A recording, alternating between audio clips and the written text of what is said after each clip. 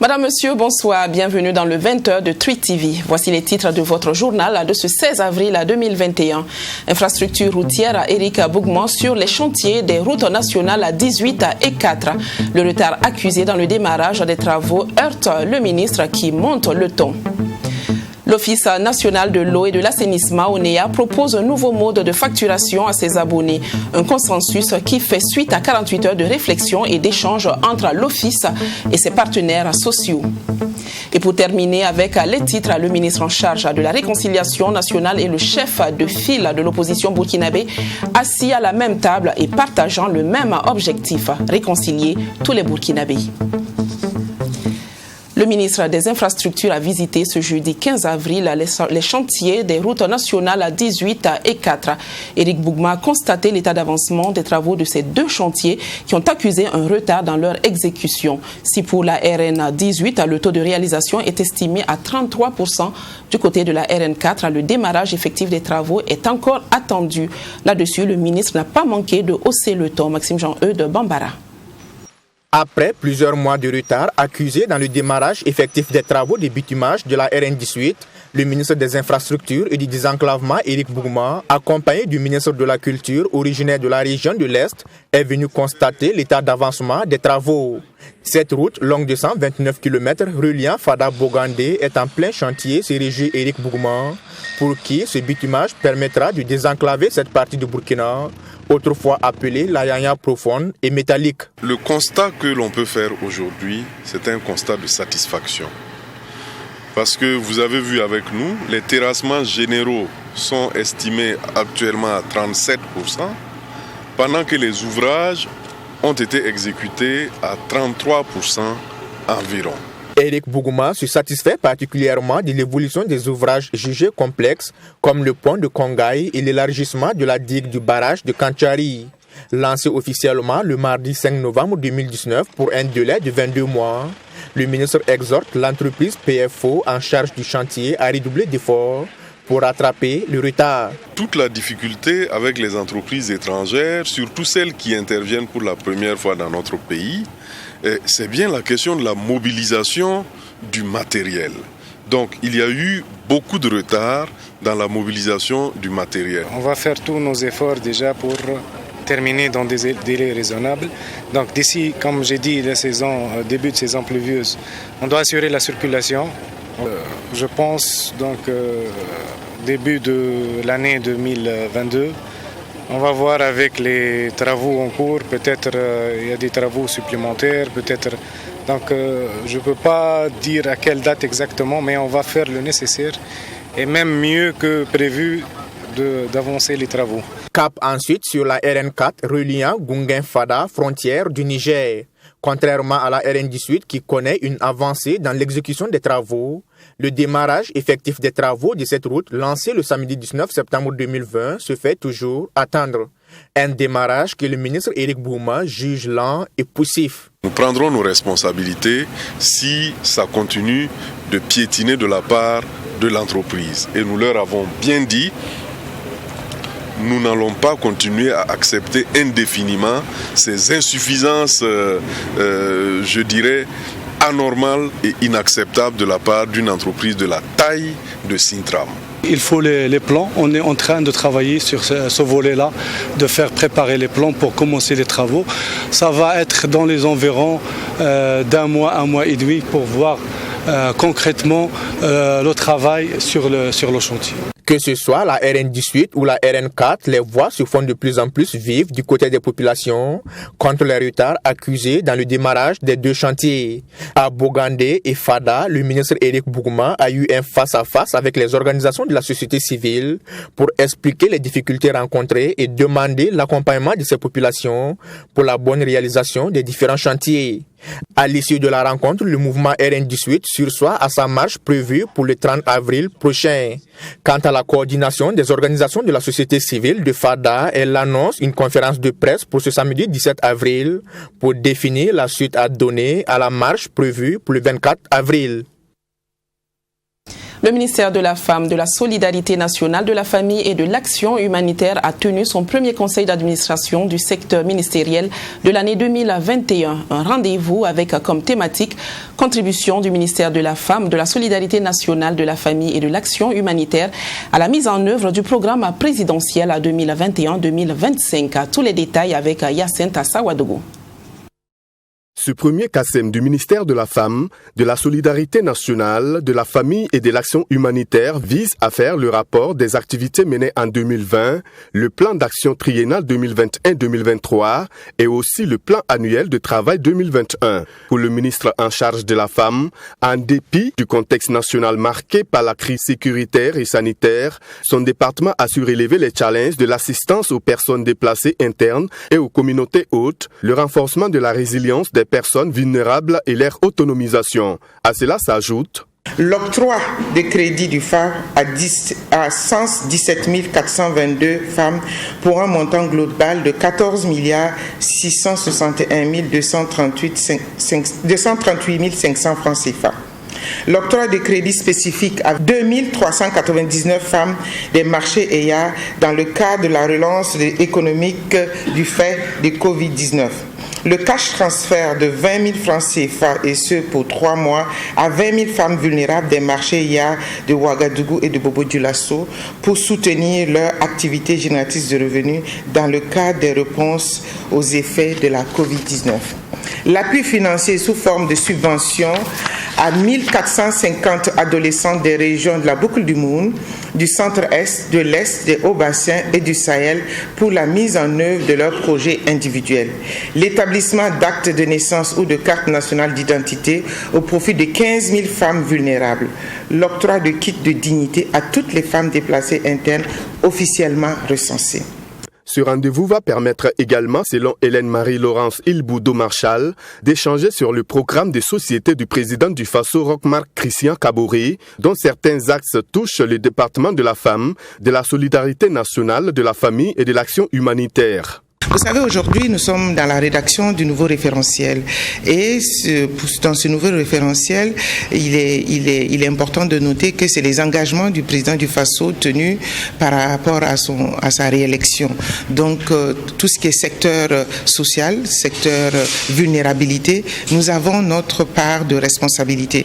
D'où la nécessité, au cours de ce CACEM, nous allons dérouler le programme et voir ensemble comment nous, en tant qu'acteurs principaux sur la vulnérabilité, sur la protection de l'enfance et de la famille et la protection des femmes, comment nous pouvons contribuer à mettre en œuvre ce programme qui a été largement plébiscité par le peuple burkinabé.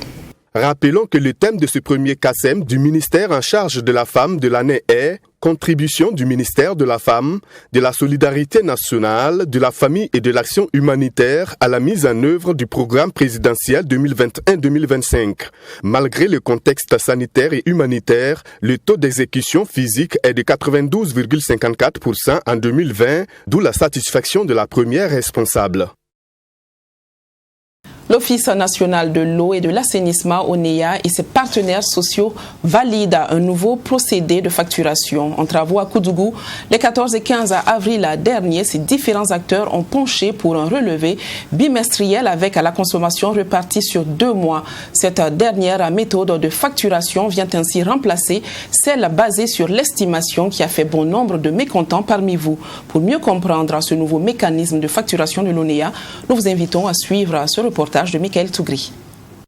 Après ces 2 jours de travaux et de réflexion sur la question du relevé bimestriel, participants et ONEA ont pu accorder leur violon. Il n'est plus question de parler de facturation par estimation, avec parfois des factures dont les montants sont souvent très élevés et qui créent indignation et colère chez la clientèle ONEA. La Ligue des consommateurs se félicite donc de cette nouvelle alternative sortie des conclusions de l'atelier de Koudougou. Il y a eu beaucoup de plaintes liées à la facturation bimestrielle qu'on a tenté de résoudre et qu'on continue d'ailleurs de résoudre. Mais du reste, comme c'est sur la base d'estimation, ça n'a pas reçu l'assentiment des consommateurs de façon générale. Et nous avons, avec donc l'ONEA et tous ses partenaires, réfléchi sur un scénario qui nous permet dorénavant d'éviter de travailler sur la base d'estimation. Et je crois que c'est une satisfaction générale parce que quelque part ça va résoudre tous les désagréments qui avaient été constatés et en ce moment donc le consommateur ne peut que s'en réjouir. Sur la table des débats, plusieurs scénarios sont envisagés par les participants et celui qui fait le plus consensus et jugé crédible est le relevé bimestruel avec la consommation répartie sur 2 mois. Avec cette approche, plus question de parler de facturation par estimation.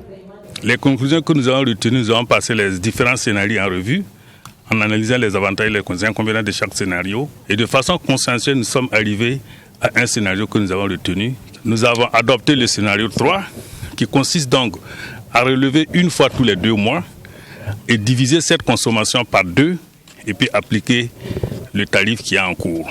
Et nous allons remettre donc les 2 factures en même temps avec des périodes différentes de règlement, des dates limites différentes pour permettre aux clients de payer une première facture d'abord et le mois prochain payer la deuxième facture. L'avantage de ce nouveau système corrige ce que nous sommes en train de faire actuellement, à savoir l'estimation qui causait des problèmes. Actuellement, il n'y a plus d'estimation. Nous relevons tous les 2 mois, on divise la consommation par 2. Selon le directeur général de l'ONEA, le scénario adopté, c'est-à-dire le relevé bimestruel avec consommation répartie sur 2 mois, sera soumis aux autorités pour validation. Et ensuite, un plan d'action sera élaboré pour la mise en œuvre des conclusions de l'atelier de Koudougou sur le relevé bimestruel. Vous l'avez entendu en titre, le ministre en charge de la réconciliation nationale a rencontré ce matin le chef de file de l'opposition burkinabé, Zéphirin Diabré et Edi Komboigo ont eu un échange autour de la préparation du Forum national de réconciliation. Edi Komboigo, au sortir de cette entrevue, a affirmé ne pas monnayer sa disponibilité pour accompagner le ministre d'État chargé de la réconciliation nationale dans sa mission. Abdulrahim Tabsoba avec à la voix de Fatimata Ninkiema. C'est une rencontre longtemps attendue par Edi Komboigo, une chose qui s'est concrétisée ce 16 avril 2021. Durant plus d'1 heure, le ministre d'État chargé de la réconciliation nationale a donné sa vision de la démocratie au chef de file de l'opposition. Une vision qui semble convaincre Edi Komboigo, qui promet accompagner Zéphirin Diabré dans sa mission.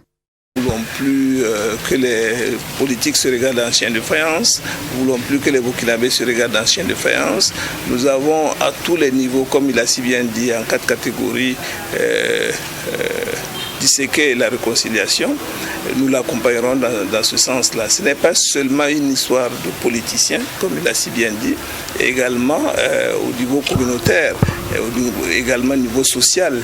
Tout le mal que l'on s'est fait, toutes les plaies que les différents gouvernements successifs ont pu créer entre nous, il faudrait que l'on se regarde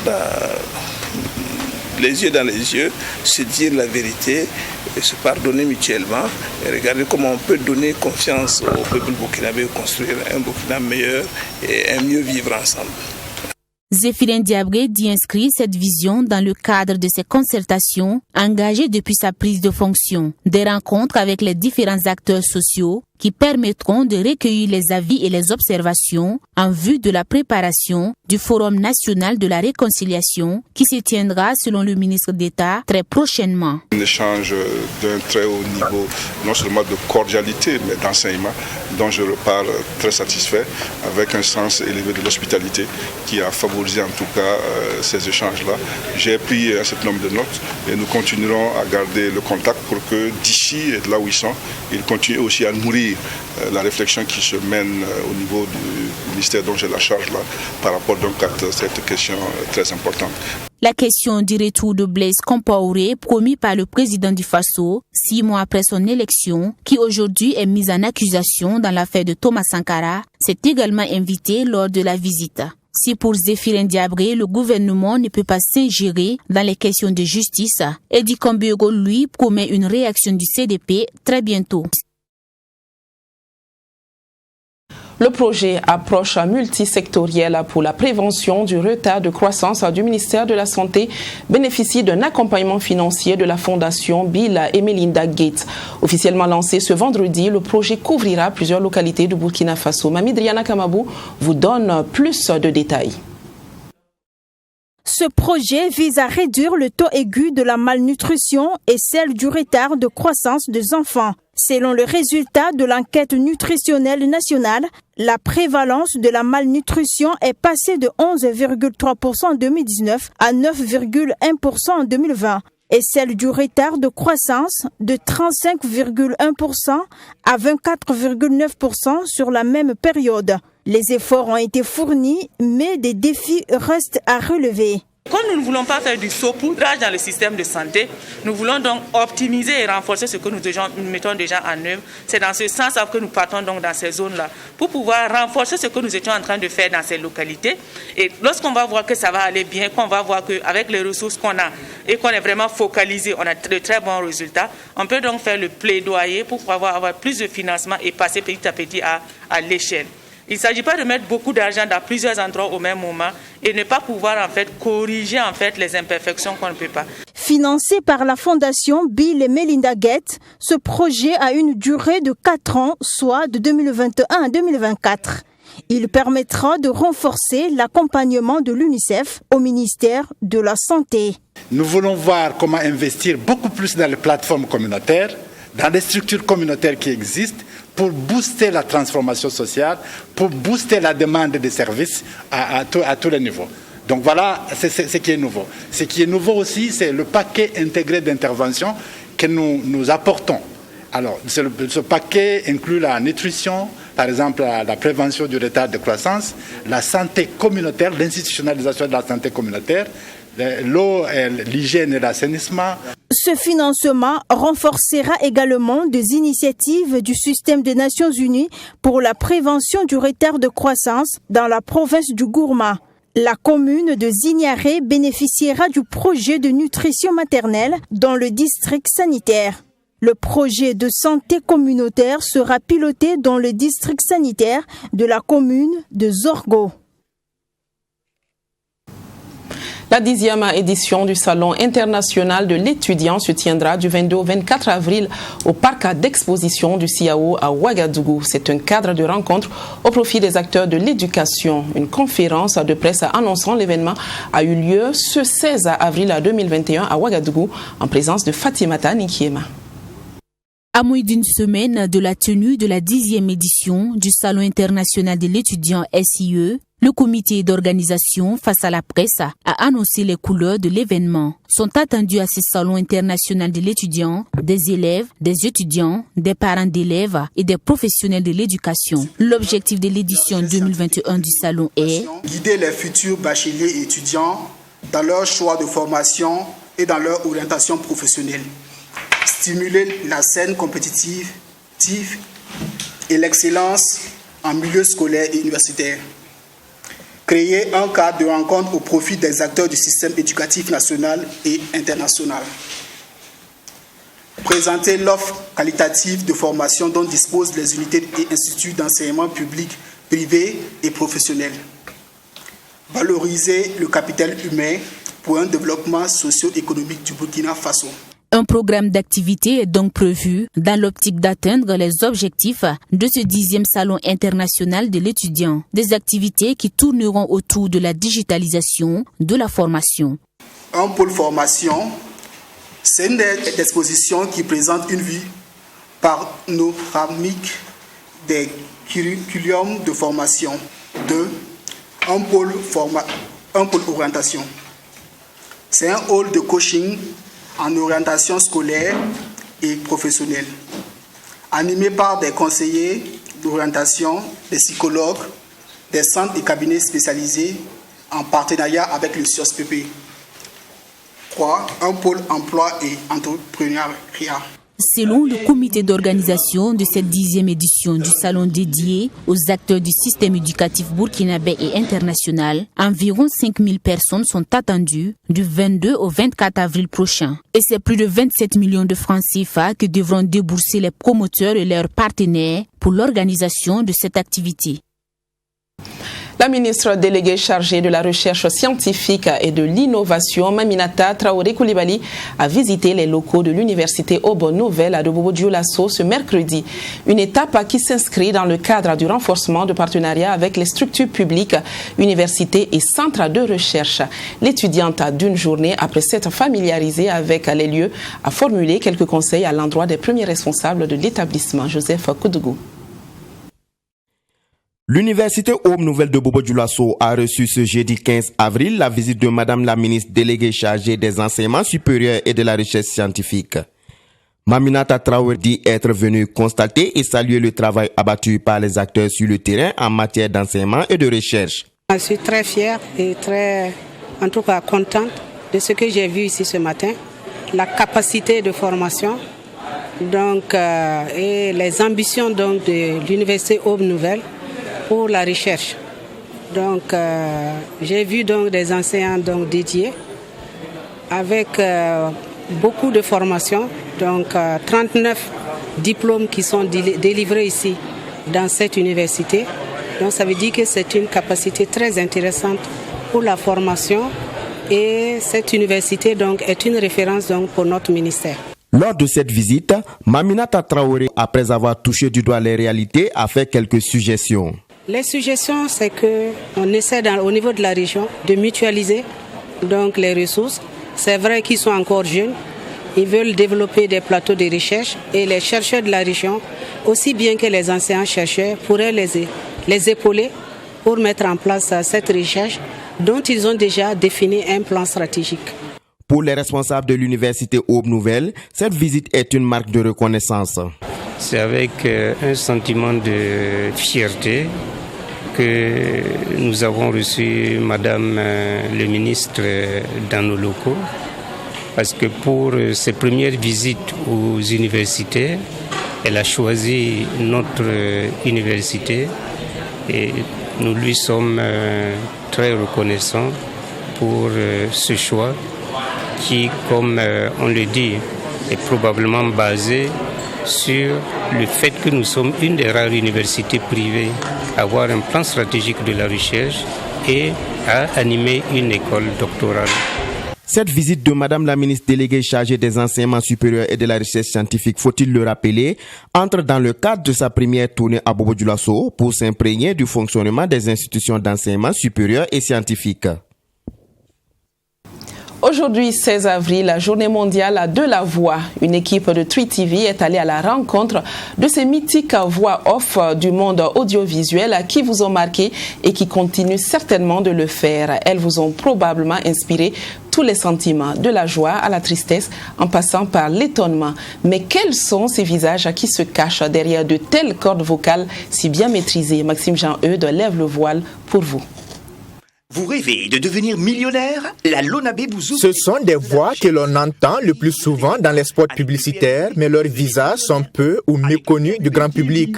Pourtant, Alfred Ouedraogo, Ambroise Tapsoba ou Roland Batois sont des génies, sinon des stars de la voix off, pour qui les techniques vocales n'ont plus de secret. On nous demande dans ce métier de ressembler à tout le monde.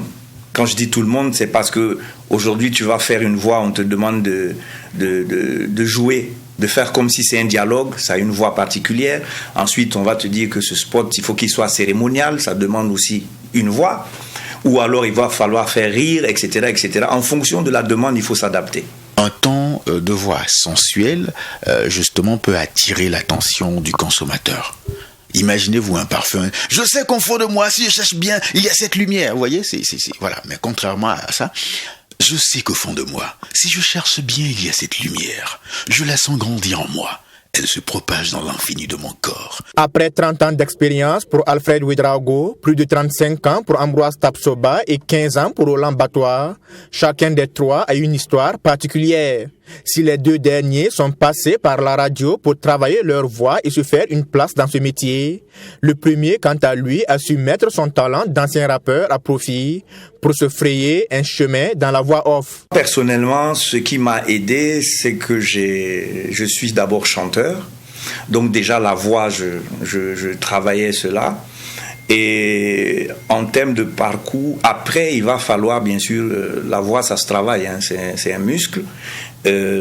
Ensuite, il faut faire des cours de respiration, comme on dit, de technique vocale, c'est important. J'ai démarré en tant qu'animateur radio et par moments, je m'essayais à poser des voix, c'est vrai que il y revenait constamment que j'avais pas une voix audible et tout ça. Et donc, j'ai travaillé. Je me suis intéressé d'abord à l'animation, les conseils des auditeurs en moré, ensuite la lecture des communiqués. Maintenant, avec l'installation de la direction de la publicité en 1984, je me suis intéressé à la publicité. Mais contrairement à Alfred Ouedraogo ou Roland Batois qui font dans le français, Ambroise Tapsoba a fait du moré sa spécialité. Et à la différence du français où tout part d'un texte, pour une prise de voix off en langue nationale, moré, c'est l'idée ou l'esprit du texte qui est traduit, ce qui nécessite une bonne maîtrise de la langue. En matière de publicité, là, il ne faut pas faire une traduction littérale. Faut avoir le corps même du texte. Ce que veut dire, si c'est un produit, qu'est-ce que le produit là comporte, c'est ça qui m'intéresse. Le reste là, c'est moi-même qui fabrique. C'est pas que il faut suivre directement ce qui est dit en français, non. Mais que ce soit en français ou en langue nationale, les prêteurs de voix font face aux mêmes difficultés. Nous, ce qu'on nous a appris, c'est peut-être qu'il nous faut un message assez court, précis, concis et tout, mais vous pouvez avoir affaire à des clients qui vous disent non, il faut dire tout ça, j'en ai besoin, et puis après on se retrouve avec un spot d'1 minute 30. Bon, pour nous, professionnellement, ça nous dérange, mais bon, comme c'est le client qui est roi, comme on dit, souvent tu fais des choses, mais toi-même t'es pas trop content, quoi. On rencontre certaines difficultés, surtout avec certains producteurs qui veulent faire écouter votre voix aux clients avant justement de valider. Et souvent, on est dupé parce que les gens ne jouent pas franc jeu. À cela s'ajoutent les reprises interminables. PMUB le plus proche, choisissez votre option de pari. Vous avez des clients qui vous disent le 9 avril, inauguration du barrage de Tanguin, comme exemple. Alors, vous enregistrez le matin, 9 avril, inauguration du barrage de Tanguin à 15h. Après, on vient vous dire, non, finalement, l'inauguration, c'est plus le 9 avril, mais c'est le 15 avril. Alors, il faut reprendre. Ensuite, on vous dit, c'est sous le haut parrainage du ministre de temps. Et après, on vient vous dire, non, en fait, il y a un autre ministre qui est là. Bon, voilà, c'est des reprises qui n'en finissent pas. Et ça, c'est notre quotidien aussi. Si ce métier était pris comme une activité secondaire ou intermédiaire pour joindre les deux bouts, aujourd'hui, cette activité s'est professionnalisée avec ces professionnels qui en vivent. Aujourd'hui, les jeunes ont la chance que les voix coûtent cher maintenant. Nous avons commencé avec 3 000 francs par voix.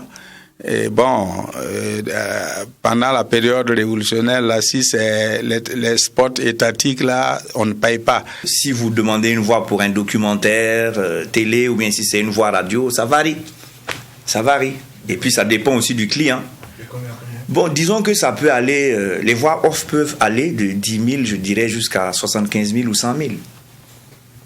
Et comme je disais tout à l'heure, ça dépend des cieux. Ce qu'on fait peut-être nous à 15 000, 25 000, ça aurait été ailleurs, c'est 150 000, 200 000.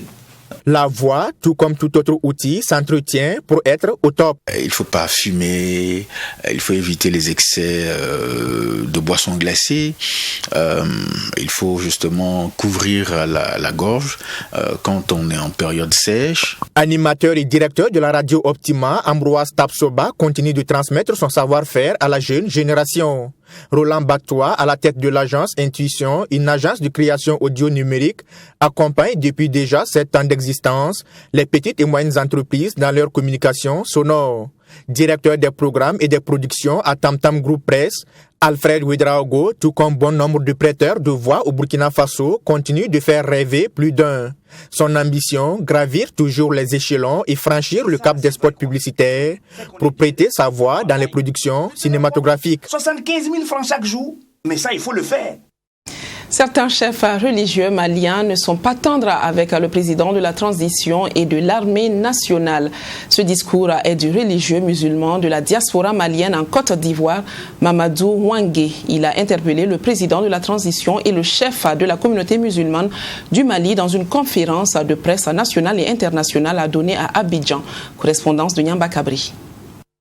Nul ne saurait égarer celui que Dieu guide ou guider celui qui l'a égaré. Le Mali est un État laïque et les religieux ne doivent pas s'ingérer dans les affaires politico-politiciennes. C'est l'imam Wangé Mamadou de la diaspora malienne en Côte d'Ivoire qui le dit au président de la transition au Mali et interpelle les guides religieux. C'était au cours d'un point de presse qu'il a animé à Abidjan. En ma qualité de citoyen malien et simple imam, c'est avec un grand honneur que je me permets de m'adresser à son Excellence, Monsieur le Président de la République du Mali. En effet, vu sa haute charge à la tête de la transition politique de notre pays, je viens très respectueusement lui demander de prendre ses responsabilités afin de favoriser toujours la bonne gouvernance et la cohésion nationale.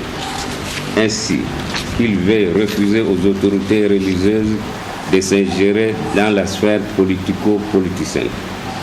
À cet effet, en attirant l'attention du premier responsable du Haut Conseil islamique du Mali, je voudrais lui demander de veiller vigoureusement à la bonne conduite de leaders religieux, dont certains tiennent des propos d'acharnement sur le gouvernement et l'armée nationale. Pour le religieux malien installé en Côte d'Ivoire depuis 1972, où il évolue dans l'agropastoral, l'islam est une religion de paix libre de pratique et elle est incompatible avec la politique. Être musulman est une question morale, personnelle et volontaire que Dieu n'a aucunement imposée à ses créatures. Dieu lui-même a défini ceci dans le Coran à la sourate 42, verset 13. Il vous a légiféré en matière de religion, ce qu'il avait adjoint à nous, ce que nous t'avons révélé, ce que nous avons adjoint ainsi qu'à Abraham, à Moïse et à Jésus-Christ. Établissez la religion et n'en faites pas un sujet de division. L'islam demeure l'embryon de la paix, du pardon et de la tolérance, vertu chère à toutes les créatures de Dieu. Pour lui également, l'ennemi du Mali n'est pas la France ou les puissances étrangères. Je demande au président de la transition de prendre son destin en main, en écartant tous ces faux religieux qui parlent de l'islam sur le champ politique, étant donné qu'ils se trouvent sur une voie qui n'honore pas l'islam. Parce que ce sont ces soi-disant promoteurs de l'islam qui sèment toujours les désordres et les troubles à l'ordre public au Mali. Le vrai problème de ces pays, ce n'est ni les coups de force militaires, ni les politiciens, et encore moins la France. Il faut noter que l'imam Wangé Mamadou est l'arrière-petit-fils de Cheikh Moulay Gène, descendant de la famille du prophète Mahomet, venu d'Irak en 1337 pour porter la voix de l'islam au Soudan. Nous ne saurons refermer ce journal sans prendre quelques informations avec Assami Touré sur le contenu de Sport 3 qui vous sera présenté dans quelques minutes. Bonsoir Assami. Bonsoir Cynthia, bonsoir à tout le monde. Pourrions-nous avoir un petit aperçu du magazine sportif de tout à l'heure?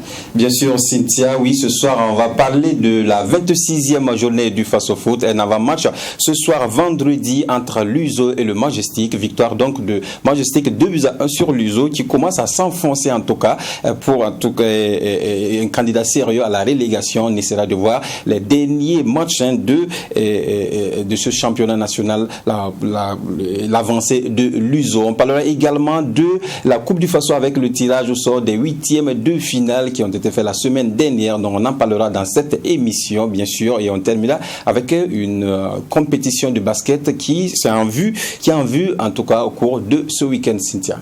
D'accord. Merci beaucoup Assami. Je vous laisse donc en très bonne écoute.